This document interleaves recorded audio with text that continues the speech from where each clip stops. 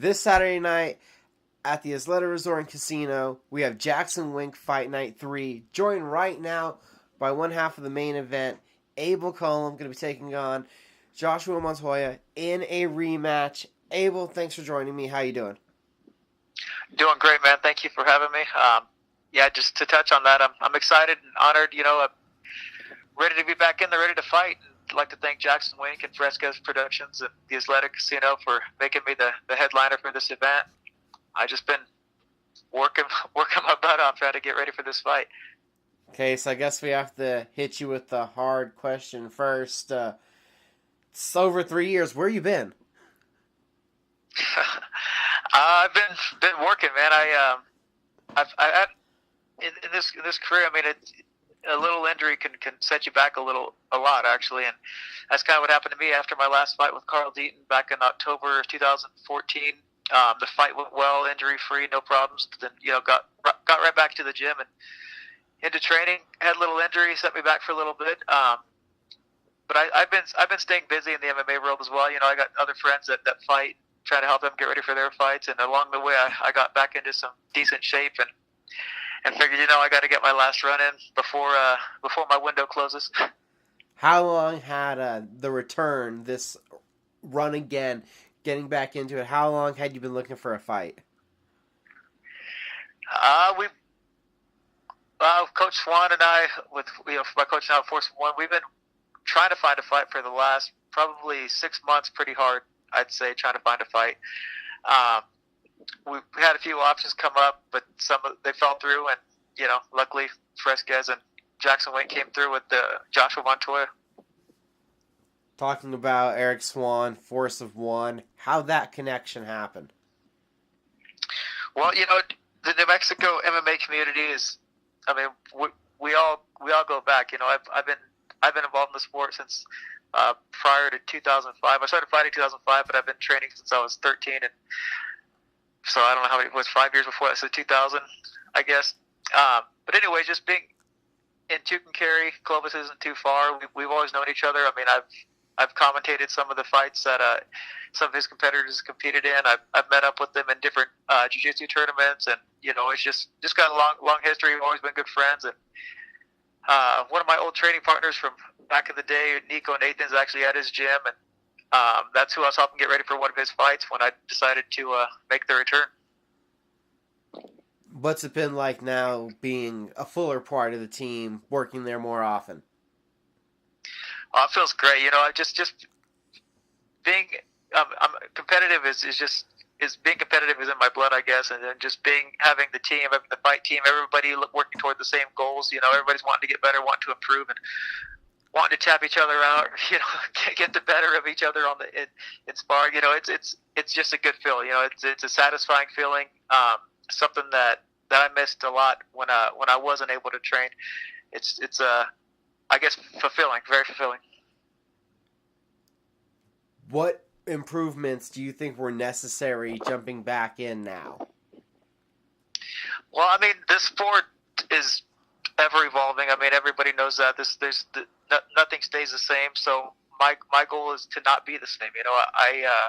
I always try to improve every fight that I go out there. I try to be better than the last fight that I fought. I mean, that's just one thing I've always been instilled into me. A simple way to put it is, the top 1% doesn't become the top 1% by chasing the 99%. You got to constantly improve yourself, constantly do something different. And that's my goal. I'm not chasing anybody. I'm not trying to be like anybody. Or not trying to beat somebody that beat me in the past. I'm trying to beat the person that beat everybody that I've beat in the past. I'm trying to beat the people that lost. That's just my goal, is to get better. I want to be better than the last version of me every time I fight. You have a version of you that you've seen fight Joshua Montoya. So what was the initial thought from you getting this matchup offered? Initial thought was just pure excitement to have a fight, have an opponent. I talked a little bit about it in the press conference. It's hard to find fights, especially coming back after a 4-year layoff. These trying to get back into top level shows, and it's really difficult. People are afraid of my record. I'd imagine. I'm not an easy fight for anybody. So just the fact that Josh is willing to step up and fight anybody at any time is that's Joshua Montoya, and I'm glad that he was offered the fight because we're doing it. So I guess just excitement, and then the opportunity for the rematch. I mean, obviously I came out the victor in that fight.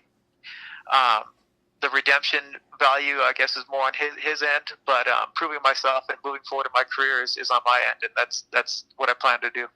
How much difference does this one feel this time around? You guys were young men. You were a champion, king of the cage at the time. Now you're both matured. You're both fathers. How much different does this time feel? It feels like we're both professionals. We're both professional fighters. We've been in communication on and off throughout this camp. Just talking about nothing and talking about just getting ready for this fight. I guess back and forth. It's been a lot different than back then, like you said. Back then it was a lot more bad blood. Josh had a lot different attitude, a lot more I just respect, I guess, is the only way to put it. And so I kind of went into that last fight with more of a chip on my shoulder, but I mean, I've proven time and time again I don't require chips on my shoulder. I train for fights, and I try to serve it up every time I get in there, no matter what the situation is outside of the cage. I'm probably going to misquote it, but I think I saw Josh. Oh, I just got 5 good rounds in at Latrell's. Oh, I'm in Albuquerque too, is what Abel replies with. I just ran 5 miles. That kind of gamesmanship back and forth. That's been entertaining on Facebook there.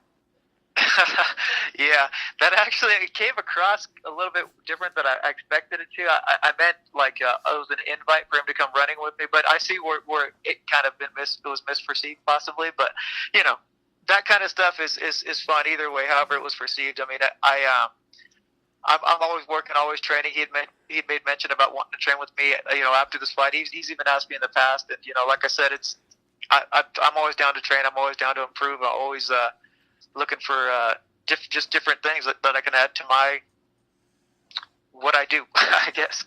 And I'm always happy to offer any of my knowledge, anything that I could help with other fighters. It's all part of it. Like I said, it's ever evolving, and sometimes you got to teach a little to learn a little. Fighting again here in New Mexico, the main event spotlight. How has that added to that excitement level? It's just anytime I can fight in Albuquerque or in New Mexico, I mean, it is an awesome opportunity. It's my home state. I got a lot of support, a lot of people that always want to come watch me fight, and I'm happy to represent my state or outside of my state or outside of my country. But to be here, both of us fighting out in New Mexico, it's going to be fun. We're going to get in there as professionals, and one of us is going to get the victory, and I think we're both going to be happy moving forward because it sounds like he's doing what he needs to do for this win, and I'm doing what I need to do for this win. So either way, no matter what happens that day, I think we'll be satisfied with the work we put out. You've taken a layoff before, came back successfully, as we saw with the last 2-fight stint. Was it any different with the new camp, being a little older, coming off of the injury, getting into camp mode? Was any of that different?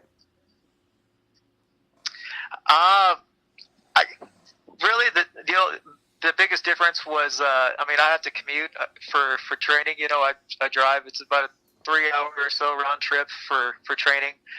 I could think that's the only difference. Other than that, no, I've been doing this since I was 13 years old. I've been training hard, training to fight for a lot of years. I think it's just in my blood. It's just what I do. It was a smooth transition. Staying in shape and staying active in my off season, I think is a big benefit.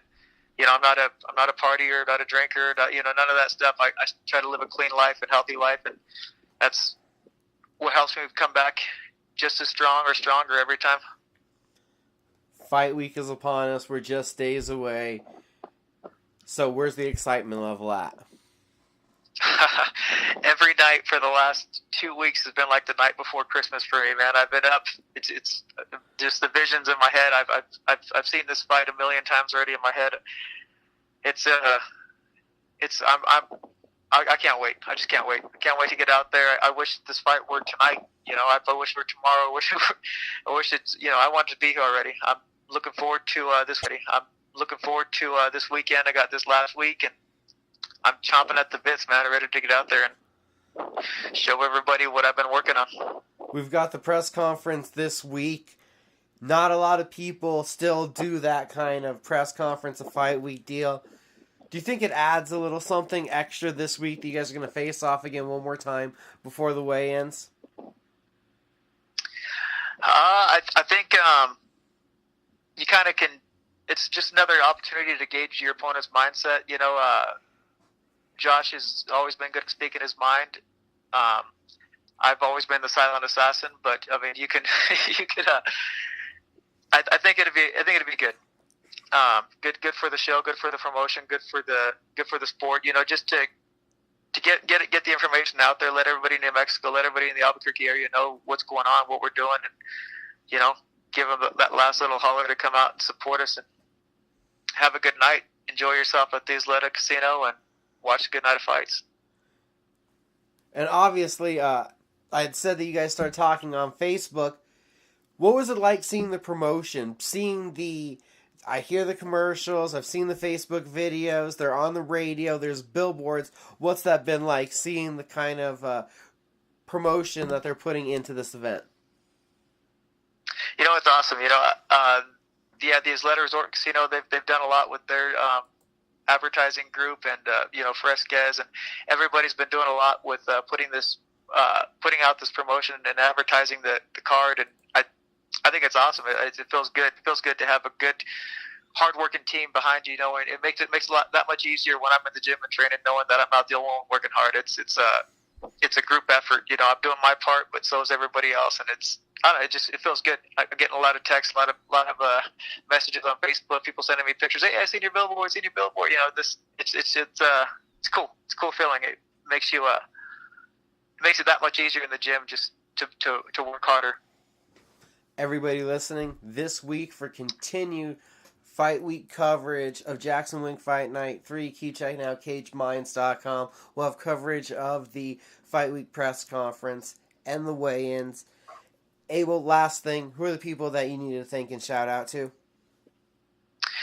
Definitely want to thank my training camp, Force of One, all my training partners, of course. Shout out to my dad and brother, John and Jeremiah Cullum, old school Cullum ground fighting. Got to represent. June 2nd, everybody come out. Thank you again, JacksonWink Promotion and Fresquez Production and the Isleta Resort Casino. I'm excited to get out there and do work. I'll have my fiance, my daughter will be at the resort waiting for me to get my hand raised. And everybody that bought tickets, of course, thank you. Thank you guys so much. Appreciate it.